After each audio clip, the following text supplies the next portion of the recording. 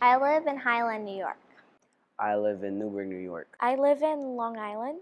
So if you can see the H on my hat, you can probably guess that I live in Highland. Hi, my name is Yurita Fernandez Perez. I live in Albion, New York. Albion is a nice town.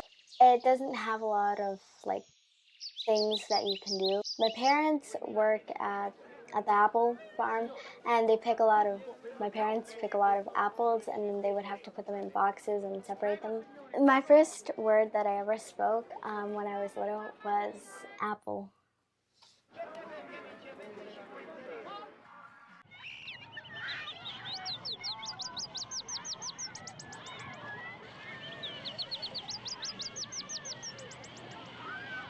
I know that people looking at our camp at first glance could see it just as any old camp.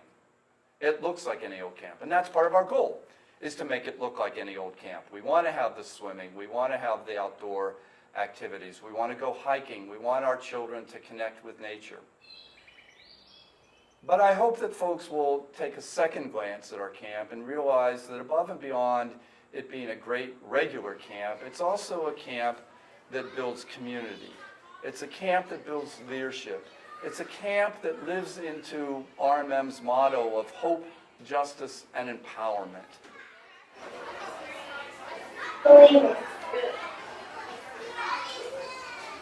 Yes, so that's a really good example of a bodily form that represents perseverance. One of the things that we feel is really valuable is to utilize the arts. We're trying to really connect with the whole of our children's lives, and the arts is a very important part of that. I'm really excited to share what I'm passionate about with the campers, and in turn, the campers have really inspired me and refreshed my own musical and creative energy. So I feel like everything that I've brought, everything that I do, everything that I share, each year that I've been here to this camp, this wonderful place, I've gotten more in return than I could have possibly given. One thing about this camp, I work with a lot of kids. I've worked with kids in Kenya, and I've worked with kids in Malaysia. I run a music program for another nonprofit for the last 15 years. But at this camp, these are really special kids, and they really inspire me. At the same time, this is the first camp that I've been to, the first place I've worked where the other artists inspired me, where the counselors inspired me, counselors who are volunteering their time to be here, from their heart. The administration inspired me. Everybody is running around all week doing all we can and overextending ourselves, but we really want to do it, and it feels so good, and all of us gain more than we could possibly give, in the short span of time that we have. And it's infectious.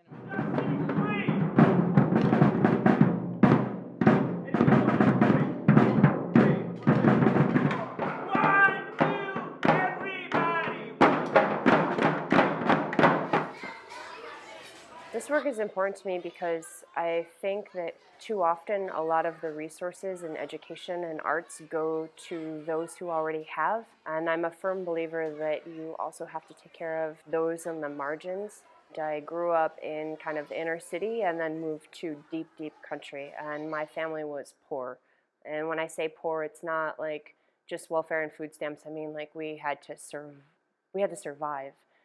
And I lost my family and my home, and I was put in foster care and really had to claw my way to a better life. Mostly because I had great teachers and adults who acted as benevolent witnesses and encouraged me and supported me and inspired me to actually get ahead. So now that I am on the other side of that situation, I feel as if the only thing that I can do is honor what was given to me by giving it back. I like to use a lot of processes because it keeps their mind engaged. So they'll learn about collage, they'll learn about painting, they'll learn about mural making, they'll learn about installation art. So the great thing about being at RMM and working with these kids is they want to succeed, they want to excel, they want to work and make and learn. I know what arts and education can do to create a pathway and a bridge out of a really adverse socioeconomic place. So I I want to be part of that team that helps and fosters creativity and opportunity and imagination and inspiration for children.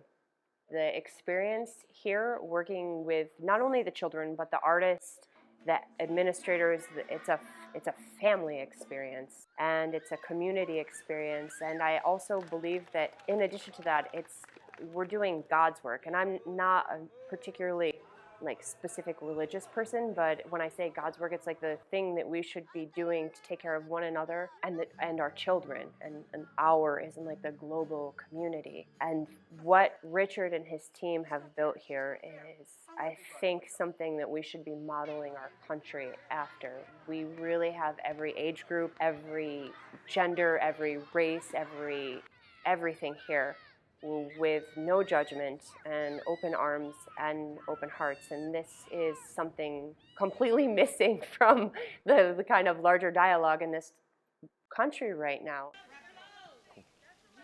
The most fun I've had this year at camp would probably be either the field trip or the scavenger hunt. There was this one stage in the scavenger hunt where we had to eat a chocolate-covered apple from a rope that was hanging from a tree without our hands, and that was hilarious. You're not clean. Yep.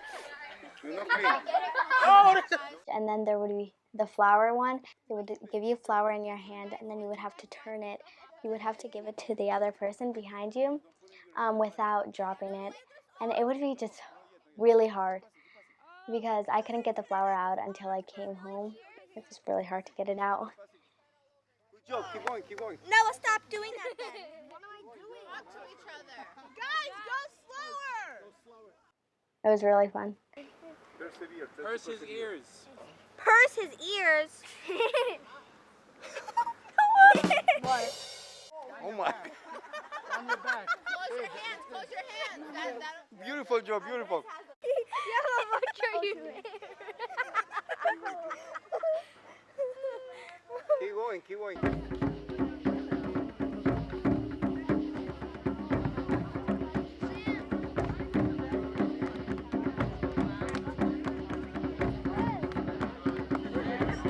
I heard that the theme was perseverance, and at first I did not know what that meant, but once I learned that it's basically just to keep on going, just never give up.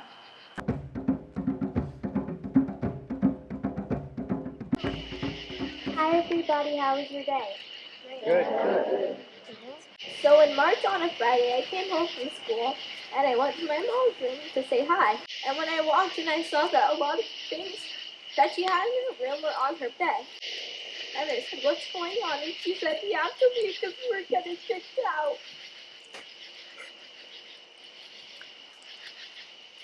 My mom doesn't really get to stay with us because we don't have room, so she has to stay at a hotel. And lately she's had to get 4 jobs because one isn't enough. And sometimes when she can't pay for her motel, she has to sleep in her car.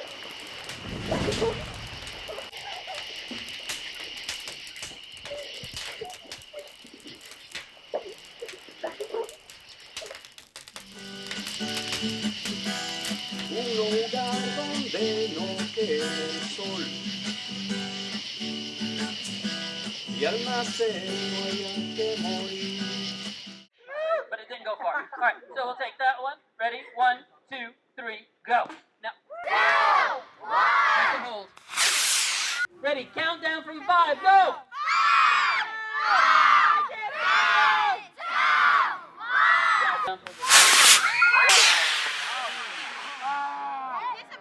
It's gone.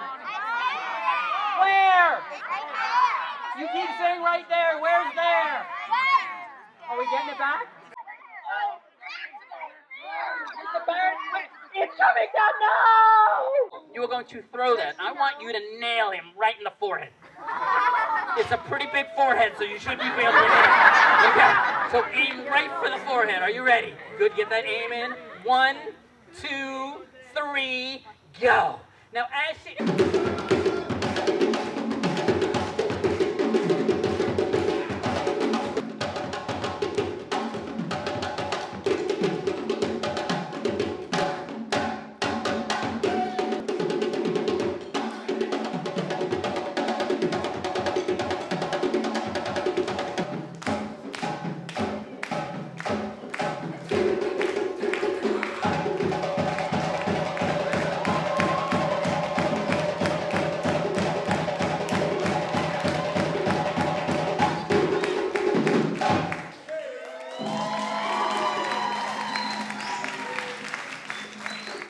goal at this camp is to reach isolated rural children who don't have other opportunities, who don't have access to other camps, who don't have access to programs in their own communities. So we work hard throughout the year doing outreach into isolated rural areas to find children, to get to know their families, to invite them to come to our camp.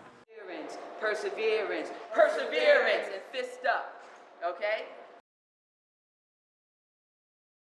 I would like to be an orthopedic surgeon. I would like to be a photographer. I would like to be a soccer player when I grow up. I'm probably just going to be a lawyer because I'm good at stating points. I'd like to be a neurosurgeon. Yes, I want to be a scientist. I would like to be an astronomer. I would like to be a musician. I would also like to be, gotta remember, a chef.